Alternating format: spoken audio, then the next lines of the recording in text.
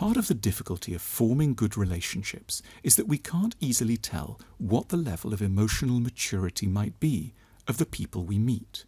There are few outward signs of the quality. Someone might ostensibly seem very grown up, while still being stubbornly a young child inside. They might have lots of degrees testifying to their intelligence, and yet still be highly primitive in their psychological functioning. They could be eloquent about the theory of sound psychological conduct, and hopeless about the practice. Nevertheless, it can help to at least begin with a sense of what it is we should be looking out for in terms of markers of emotional maturity, so that we may know as early as possible who we have on our hands and what our options might be. Here are some of the key questions we might ask ourselves of our new partners. 1. Could this person bear the terrors of opening themselves up to another's love and acknowledge, without too much fear, the depth of their need for someone else? Could they let you look after them, and in turn, could they look after you? Could they bear to love without holding on to excessive independence? Could they temper their dread of being engulfed? Could they be part of a couple without feeling that they were dissolving as a person? Could they avoid managing fear through coldness or suspicion and anger? Could they, in short, manage the anxieties of being adored? Or if we can put it another way, could they not hold it against you if you like them a lot? 2. Could this person understand what they were feeling?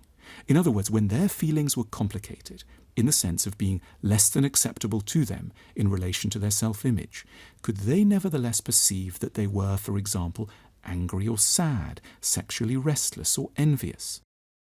Could they regularly, like every day, put aside distractions and go into themselves to ask, what's going on for me? Could an observer self inside them be able to listen to the hubbub and murmurs of their unconscious? Could they write a convincing diary entry titled, How I'm Feeling? 3. Could they have the strength of mind and faith in dialogue to be able to tell you the difficult things about themselves? Could they avoid sentimentality and obfuscation, lies and prevarications? Could they calmly and diplomatically talk you through their complexities? Could they be trustworthy enough to be able to explain themselves cleanly, if ever they needed to leave you? 4. Could they take criticism without defensively reading it as an unfair attack or proof of being disliked? Could they accept that they, like everyone else, had much to learn? 5. Could they have understood a sufficient amount about their pasts not to project onto you an anger, a suspicion, or a longing for revenge that would more rightly have been meant for someone else, probably a disappointing mother or father a long time ago? 6. Could they have accepted the fundamental premises of psychotherapy, that we are all damaged by our childhoods, that we all have issues we need to work on, that we all have to apologize for ourselves on a more or less daily basis, that we must all be committed to learning, and that we should all probably be a bit embarrassed of who we were last year? But then, when we're done with asking questions of the other person, we should turn and direct a few equally probing inquiries at ourselves. 1.